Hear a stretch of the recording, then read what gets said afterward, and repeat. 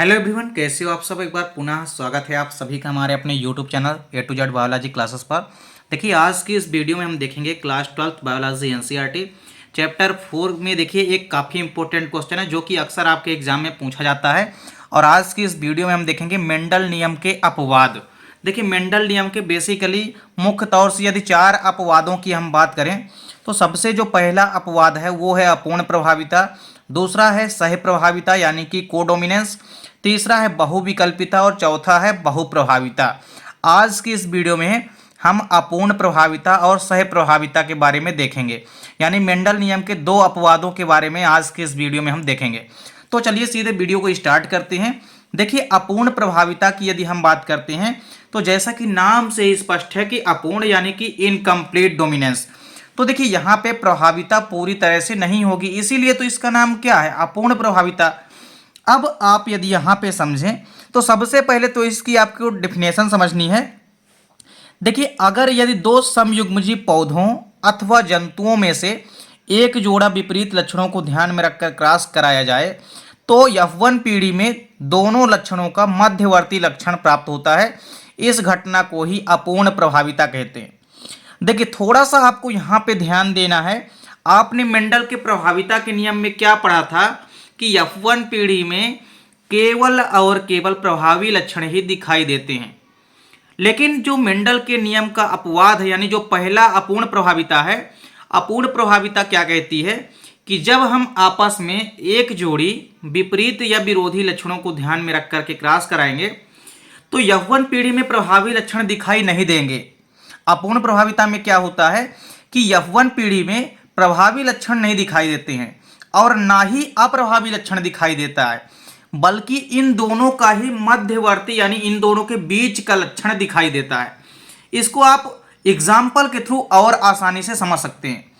तो मेंडल के प्रभाविता का नियम क्या कहता है कि प्रथम पीढ़ी में केवल प्रभावी लक्षण दिखाई देते हैं, लेकिन अपूर्ण प्रभाविता में ऐसा नहीं होता है। अपूर्ण प्रभाविता में ना तो प्रभावी लक्षण दिखाई देता है और ना ही अप्रभावी लक्षण, मतलब यहाँ पे प्रभावी लक्षण दिखाई नहीं देता F1 पीढ़ी में।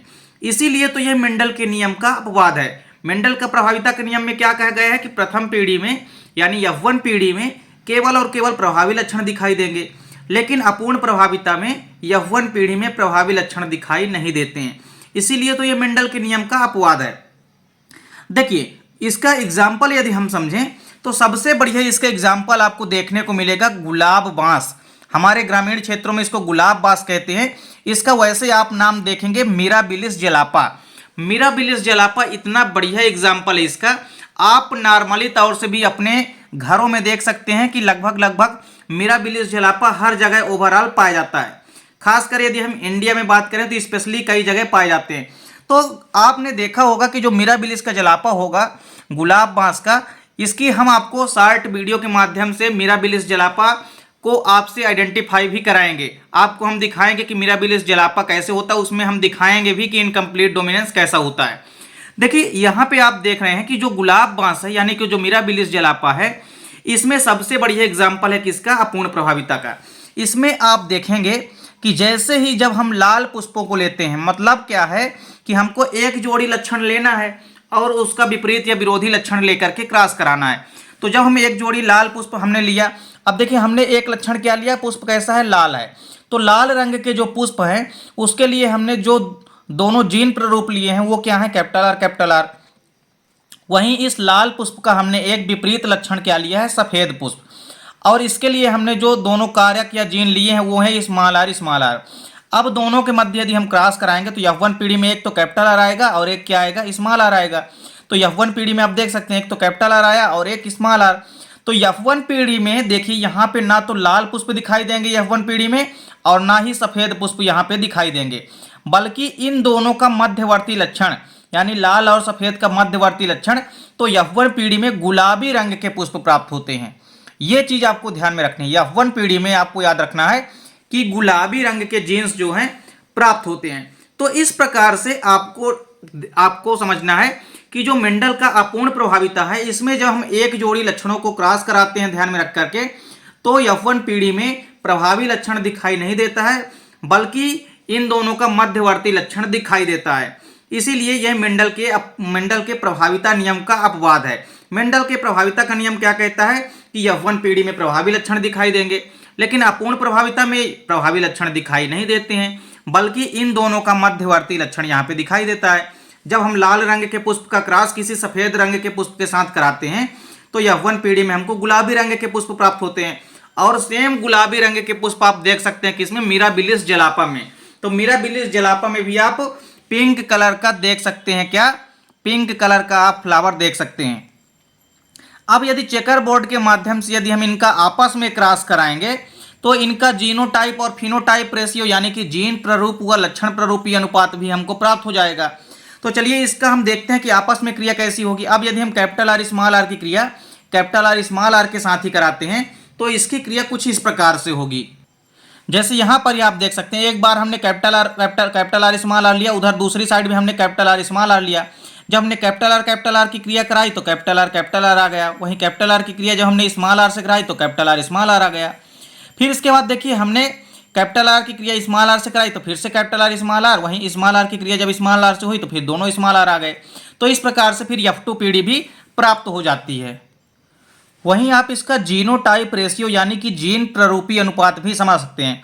तो जीन प्ररूपी अनुपात में आपको क्या देखने को मिल रहा है कि 3 प्रकार के जीन प्ररूप आपको देखने को मिल रहे हैं। यहाँ पे आप समझ सकते हैं कि 3 प्ररूप किस प्रकार से हैं।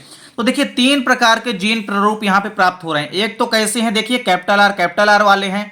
दूसरे किस प्रकार का जीन संगठन प्राप्त हो रहा है, कैपिटल आर स्मॉल आर का। और तीसरा एक क्या है, स्मॉल आर का। यानी आप यहाँ पे पाएंगे कि 3 प्रकार के जीन प्ररूप देखने को मिलते हैं। सबसे पहले कैपिटल आर एक आता है, दूसरा आता है कैपिटल आर स्मॉल आर, और फिर तीसरा है स्मॉल आर। अब यदि इनका रेशियो देखें यानी इनका अनुपात देखें तो देखिए कैपिटल आर की संख्या कितनी प्राप्त हुई है, 1। कैपिटल आर स्मॉल आर की संख्या कितनी प्राप्त हुई है, 2। वहीं स्मॉल आर की संख्या कितनी प्राप्त हुई है, 1। तो जीनोटाइप रेशियो क्या आता है, 1:2:1 आता है। जैसा कि आप यहाँ पे देख भी सकते हैं। तो आपने यहाँ पे चेकर बोर्ड के माध्यम से जब आपस में क्रॉस कराया है तो यहाँ पे आप देख सकते हैं कि कैपिटल आर कितना है, 1 है। कैपिटल आर स्मॉल आर कितने हैं, 1, और ये 1 2 हो गए। स्मॉल आर की संख्या कितनी है, केवल 1 ही है।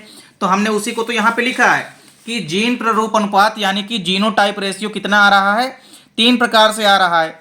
अब यदि फिनोटाइप रेशियो की यदि हम बात करते हैं यानी कि लक्षण प्ररूपी अनुपात की यदि हम बात करें तो देखिए 3 प्रकार के लक्षण प्राप्त हो रहे हैं। एक तो कैपिटल आर यानी कि रेड फ्लावर प्राप्त हो रहे हैं। फिर पिंक यानी मध्यवर्ती जो लक्षण है पिंक कलर यानी गुलाबी रंग के पुष्प कितने आ रहे हैं, तो कैपिटल आर स्मॉल आर वाले कितने आ रहे हैं, 2 आ रहे हैं पिंक कलर के। वहीं व्हाइट यानी कि स्मॉल आर यानी कि व्हाइट रंग के फ्लावर कितने आ रहे हैं, 1। तो इस प्रकार से इनका जीन प्ररूपी अनुपात भी 1:2:1 आता है। और फिनोटिपिक रेशियो यानी कि लक्षण प्ररूपी अनुपात भी इनका 1:2:1 प्राप्त होता है। तो इस प्रकार से आपने देखा कि अपूर्ण प्रभाविता में जब हम एक जोड़ी विपरीत लक्षणों को ध्यान में रखकर क्रॉस कराते हैं तो यौवन पीढ़ी में दोनों ही लक्षणों का मध्यवर्ती लक्षण प्राप्त होता है। यहाँ पर किसी भी प्रकार से यौवन पीढ़ी में प्रभावी लक्षण प्राप्त नहीं होते हैं। इसके बाद देखिए जो दूसरा एग्जाम्पल है, दूसरा जो यहाँ पे आपको समझना है, दूसरा जो अपवाद है मेंडल नियम का वो है सह प्रभाविता। इसको हम कहते हैं कोडोमिनेंस। तो अपूर्ण प्रभाविता और सह प्रभाविता दोनों ही काफी इंपॉर्टेंट क्वेश्चन है और अक्सर आपके एग्जाम में पूछे जाते हैं। सह प्रभाविता की यदि हम बात करते हैं कोडोमिनेंस की, तो देखिए अपूर्ण प्रभाविता में आपने क्या देखा कि जब हम एक जोड़ी लक्षणों को ध्यान में लेकर के क्रॉस कराते हैं तो दोनों का मध्यवर्ती लक्षण प्राप्त होता है। मतलब यौवन पीढ़ी में ना तो प्रभावी लक्षण दिखाई देते हैं ना ही अप्रभावी लक्षण, दोनों का मध्यवर्ती लक्षण दिखाई देता है। लेकिन सह प्रभाविता देखिए क्या होती है, जब किसी जीन के दोनों विकल्पी विषम युग्मजीव में समान प्रभाव उत्पन्न करते हैं तो इस दशा को हम सह प्रभाविता कहते हैं। अब यहाँ पे क्या कहता है कि यदि हम किसी एक लक्षण को लें और उसका एक विपरीत लक्षण लें और आपस में यदि हम क्रॉस कराएं तो यौवन पीढ़ी में क्या कह रहा है कि दोनों ही जो लक्षण हम लेंगे, दोनों ही लक्षण अपना समान प्रभाव यौवन पीढ़ी में उत्पन्न करते हैं। इसीलिए तो हम इसे सह प्रभाविता कहते हैं। तो सह प्रभाविता का मतलब आपको समझना है कि समान रूप से प्रभाव उत्पन्न करना। तो यहाँ पे जो हम दोनों लक्षण लिए हैं, मतलब एक तो लक्षण हमने क्या लिया है कि जैसे मान लीजिए आप इसका एग्जाम्पल भी सबसे बढ़िया समझ सकते हैं, लेकिन यहाँ पे सबसे पहले तो आपको समझना है कि सह प्रभाविता होती क्या है। तो जब हम किसी एक जोड़ी विपरीत लक्षणों को ध्यान में रखकर क्रॉस कराते हैं तो F1 पीढ़ी यानी कि जो फर्स्ट फोलियल जनरेशन या F1 पीढ़ी जो प्राप्त होती है, तो F1 पीढ़ी जैसे ही प्राप्त होती है उसमें आपको ध्यान में रखना है कि दोनों जो हम लक्षण लिए हैं दोनों ही अपना समान प्रभाव उत्पन्न करते हैं किसमें, F1 पीढ़ी में। इसीलिए तो हमें इसे सह प्रभाविता कहते हैं। मतलब दोनों ही लक्षण अपना समान प्रभाव उत्पन्न करते हैं, इसीलिए तो इसे हम सह प्रभाविता कहते हैं। इसका एग्जाम्पल समझिए आप, जैसे कुछ मवेशियों में आपने देखा होगा कि उनकी त्वचा का जो रंग होता है वो सह प्रभाविता प्रस्तुत करता है। जैसे एग्जाम्पल आप लोग अपने ग्रामीण क्षेत्रों में आप लोग अक्सर अपने घरों के बाहर भी देखते हैं कि जैसे मान लीजिए किसी लाल गाय का क्रॉस यदि मान लीजिए सफेद रंग के बैल के साथ हो जाए, मतलब किसी लाल मवेशी का क्रॉस यदि किसी सफेद मवेशी के साथ हो जाता है, तो आप देखे होंगे अक्सर गायों में आपने अक्सर देखा होगा अपने घरों में कि जो गाय होती है उसमें पर्टिकुलर कई सारी गायें ऐसी होती है जिसमें केवल एक ही रंग नहीं होता है, बल्कि उसके शरीर में दो कलर का मिक्सचर होता है। मतलब आप देखेंगे कि चितकबरे कलर की होगी, कुछ तो सफेद रंग, कुछ जगह सफेद रंग होगा और कुछ जगह जो है तो उसके क्या होगा, लाल रंग होगा। तो इस प्रकार से आप कई प्रकार से देखे होंगे। कुछ गायों में आपने देखा होगा कि आधी गाय तो कैसी होगी, आधी जगह काले रंग की होगी और आधे जगह सफेद रंग की होती है। तो इसी प्रकार यदि हम आप एग्जाम्पल समझें यहाँ पे, तो यदि हम लाल मवेशी का क्रॉस यदि हम सफेद मवेशी के साथ कराते हैं, तो जब हम इनके लिए दो जीन लेंगे, लाल मवेशी के लिए हमने क्या लिया है, कैपिटल आर लिया है यहाँ पे जीन प्रारूप। वहीं सफेद मवेशी के लिए हमने क्या लिया है, स्मॉल आर। अब हम जब दोनों के मध्य क्रॉस कराएंगे तो F1 पीढ़ी में आप देख सकते हैं चितकबरे मवेशी प्राप्त होते हैं। तो यहाँ पे भी मेंडल के नियम का ये अपवाद है, यहाँ पे भी कोई प्रभावी लक्षण F1 पीढ़ी में प्राप्त नहीं होता है। यहाँ पे दोनों लक्षण ही प्रभावी, दोनों लक्षण अपना समान प्रभाव उत्पन्न करते हैं, चाहे वो लाल रंग का यहाँ पे जीन हो चाहे वो सफेद रंग के मवेशी हो, दोनों के जीन अपने समान प्रभाव उत्पन्न करते हैं किसमें, F1 पीढ़ी में। इसीलिए F1 पीढ़ी में देखिए ना तो लाल रंग के मवेशी आ रहे हैं ना ही सफेद रंग के, दोनों ही अपना समान प्रभाव उत्पन्न करते हैं, जिस कारण से एक तीसरे रंग यानी कि चितकबरे मवेशी प्राप्त होते हैं। तो चितकबरे मवेशी जो प्राप्त होंगे उनका जीन संगठन कैसा है, कैपिटल आर। अब यदि हम इसका जीन प्ररूपी व लक्षण प्ररूपी अनुपात समझें तो कुछ इस प्रकार से आपको लक्षण प्ररूपी व जीन प्ररूपी अनुपात आएगा। यदि हम चेकर बोर्ड बनाएं तो चेकर बोर्ड के माध्यम से आप समझ सकते हैं, एक साइड तो आपको कैपिटल आर लेना है, वहीं दूसरी साइड भी आपको कैपिटल आर लेना है। क्यों? क्योंकि भैया F1 पीढ़ी में यही तो प्राप्त हुआ, F1 पीढ़ी में कैपिटल आर और स्मॉल आर ही तो प्राप्त हुआ है। तो आपस में यदि हम इनका क्रॉस कराएंगे, मतलब कैपिटल आर स्मॉल आर का क्रॉस यदि हम कैपिटल आर स्मॉल आर के साथ ही कराएंगे, तो देखिए कैपिटल आर की क्रिया हुई कैपिटल आर से, तो कैपिटल आर यहाँ पे कैपिटल आर स्मॉल आर, फिर यहाँ पे कैपिटल आर स्मॉल आर, फिर यहाँ पे स्मॉल आर।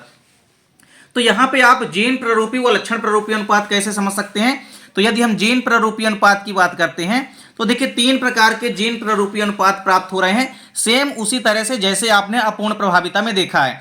तो कुछ तो ऐसे मवेशी प्राप्त हो रहे हैं, कुछ तो मवेशी ऐसे हैं जो कि F2 पीढ़ी की यहाँ पे बात चलेगी। F2 पीढ़ी के बाद आपको जीन प्ररूपी या लक्षण प्ररूपी अनुपात देखना है। तो F2 पीढ़ी जब हम प्राप्त करते हैं तो उसमें 3 प्रकार से प्राप्त होंगे। पहले तो कैपिटल आर प्रकार का जीन प्राप्त होगा, दूसरा जीन प्राप्त होगा हमको कैपिटल आर स्मॉल आर प्रकार का, और तीसरा जो प्राप्त होगा वो है स्मॉल आर प्रकार का। और यदि इनका रेशियो देखें, मतलब कैपिटल आर की संख्या कितनी प्राप्त होती है, 1, कैपिटल आर स्मॉल आर की संख्या कितनी प्राप्त होती है, 2, वहीं जो कैपिटल आर वहीं जो स्मॉल आर है उनकी संख्या कितनी है, 1। तो 1:2:1 आता है इनका अनुपात। वहीं यदि आप देखेंगे फिनोटिपिक रेशियो, तो देखिए फिनोटिपिक रेशियो यानी कि लक्षण प्ररूपी अनुपात कितना प्राप्त होता है, तो देखिए जो लाल मवेशी हैं इनकी संख्या है 1, चितकबरे मवेशियों की संख्या है 2, वहीं जो सफेद मवेशी हैं उनकी संख्या है 1। तो इस प्रकार से सह प्रभाविता आपको समझ में आ गई होगी कि जब हम किसी एक जोड़ी विपरीत लक्षणों को ध्यान में रखकर क्रॉस कराते हैं तो दोनों ही लक्षण F1 पीढ़ी में अपना समान प्रभाव उत्पन्न करते हैं, इसे ही हम सह प्रभाविता कहते हैं। तो उम्मीद करता हूं दोस्तों वीडियो पसंद आई होगी। दोस्तों वीडियो अच्छी लगे तो लाइक और कमेंट जरूर कीजिएगा, साथ ही साथ अपने दोस्तों के बीच ज्यादा से ज्यादा शेयर कीजिएगा। चैनल पे यदि नए हैं तो चैनल को सब्सक्राइब अवश्य कर लें। मिलते हैं दोस्तों नेक्स्ट वीडियो में, तब तक के लिए जय हिंद, वंदे मातरम।